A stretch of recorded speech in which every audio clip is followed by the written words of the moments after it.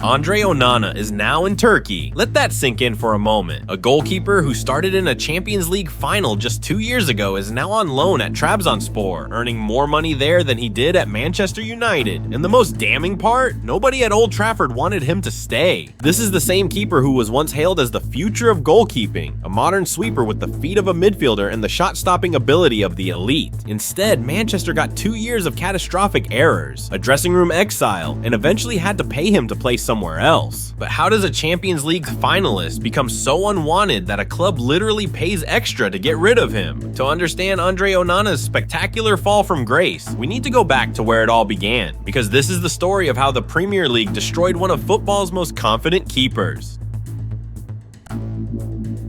André Onana's story begins in Nkol Ngok, Cameroon, where a 14-year-old goalkeeper caught the attention of Barcelona scouts. In 2010, he joined the famous La Masia Academy, the same institution that produced Messi, Xavi, and Iniesta. But for a young African goalkeeper, breaking into Barcelona's first team was nearly impossible. So in 2015, Ajax came calling with a bargain offer, just £150,000 with bonuses up to £500,000. Barcelona barely blinked. They had no idea they were letting go of a future Champions League finalist. At Ajax, Onana wasn't supposed to be special immediately. He started with the reserves, learning Dutch football in the second division. But when first-choice keeper Jasper Cillessen left for Barcelona in 2016, Onana seized his moment. At just 20 years old, he became Ajax's #1 and never looked back. Under Erik ten Hag, Onana became the heartbeat of Ajax's revival. His style was revolutionary, not just a shot stopper, but a sweeper keeper who could thread passes like Kevin De Bruyne. Ajax legend Edwin van der Sar, the club's CEO, actively encouraged this risky approach. Playing out from the back wasn't just allowed, it was demanded. The results were spectacular. In 2019, Ajax embarked on their legendary Champions League run, knocking out Real Madrid and Juventus. Onana was instrumental, making crucial saves while initiating attacks with pinpoint distribution. Though they fell just short in the semi-finals against Tottenham, Onana had announced himself as one of Europe's elite. But then came the doping ban. In February 2021, UEFA hit him with a 12-month suspension after finding furosemide in his system. Onana's explanation was heartbreaking. He'd accidentally taken his pregnant wife's medication, mistaking it for aspirin because the packaging was almost identical. UEFA accepted there was no intent to cheat, but banned him anyway. 9 months on the sidelines, 9 months watching Ajax win titles without him. He later called it one of the hardest and loneliest moments of his career. When he returned, the relationship with Ajax had soured. His contract was running down and both sides knew it was over. After 214 appearances, 3 Eredivisie titles, and countless memories, Onana left Amsterdam as a free agent in 2022. But Inter Milan were waiting, and at the San Siro, Onana would reach the absolute peak of his powers. His first season in Italy was a masterclass. 2 trophies, the Supercoppa Italiana and Coppa Italia, but it was in Europe where Onana truly shone. He kept more clean sheets than any other goalkeeper in the 2022-23 Champions League, 7 in 13 matches, helping Inter reach the final in Istanbul. Even in defeat against Manchester City, Onana emerged with his reputation enhanced. Pep Guardiola himself praised the Cameroonian, saying he played like a holding midfielder because of his composure and distribution. At 27, Onana looked unstoppable, a goalkeeper at the absolute peak of his powers. Manchester United were watching, and they were willing to pay £43.8 million to reunite Onana with Erik ten Hag. It seemed like a perfect match. The coach who'd unlocked his potential working with the goalkeeper everyone called the future of the position. Nobody could have predicted what would happen next.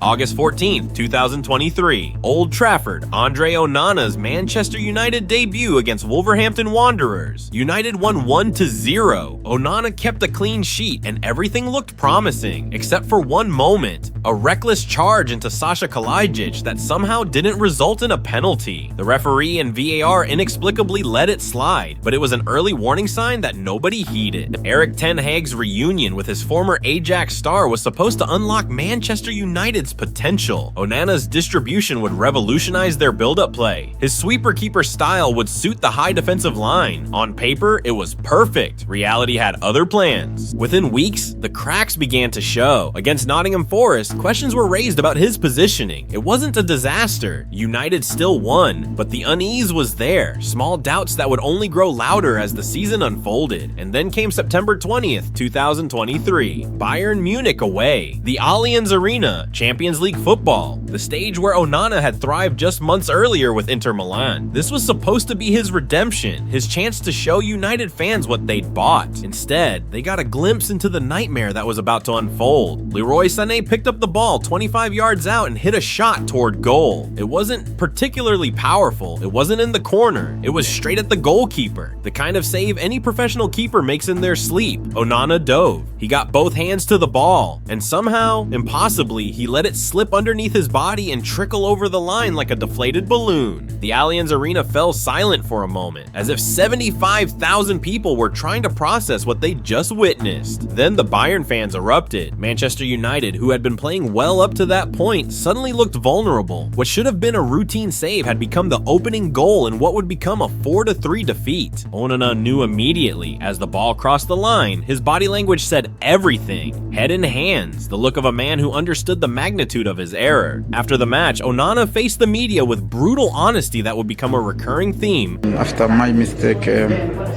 we lost the control of the game. Difficult situation for us, for me especially, because I'm the one who let the team down. The admission was refreshing in its honesty, but it also revealed something troubling. This was only his second Champions League appearance for United, and already he was taking responsibility for defeats. The pressure was mounting, and the confidence that had defined his career was beginning to crack. Back in the Premier League, more subtle warning signs emerged. Onana began developing a concerning habit, parrying shots back into dangerous areas instead of pushing them to safety. The pattern was emerging. What had once looked like calculated risks at Ajax and Inter now appeared reckless at Manchester United. The same style that had made him a Champions League finalist was beginning to make him a liability. But United fans hadn't seen anything yet. The real meltdown was still to come.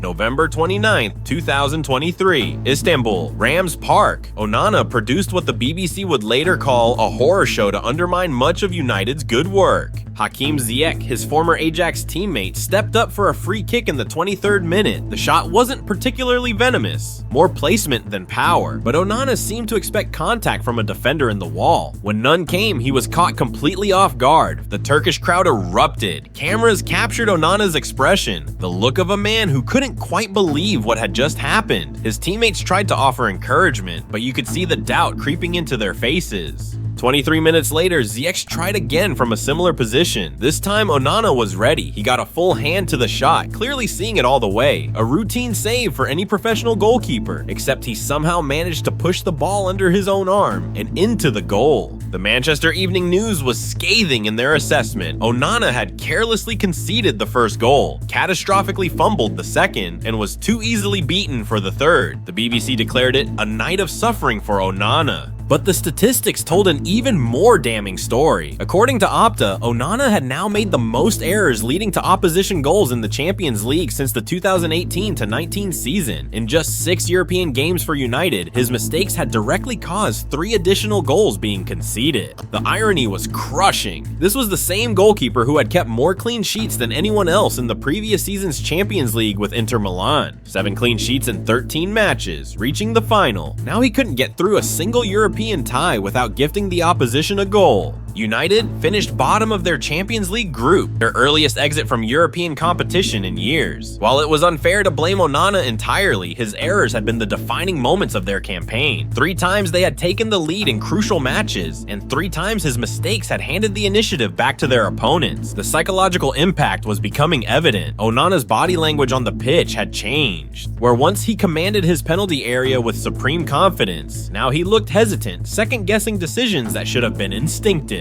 His distribution, supposedly his greatest strength, was becoming increasingly erratic. The same goalkeeper who had threaded passes through the lines at Inter was now launching hopeful balls forward, or worse still, passing directly to opposition players. Manchester United had paid £43.8 million for a solution to their goalkeeping problems. Instead, they had acquired the biggest problem of all, and this was still only the beginning of Onana's spectacular fall from grace.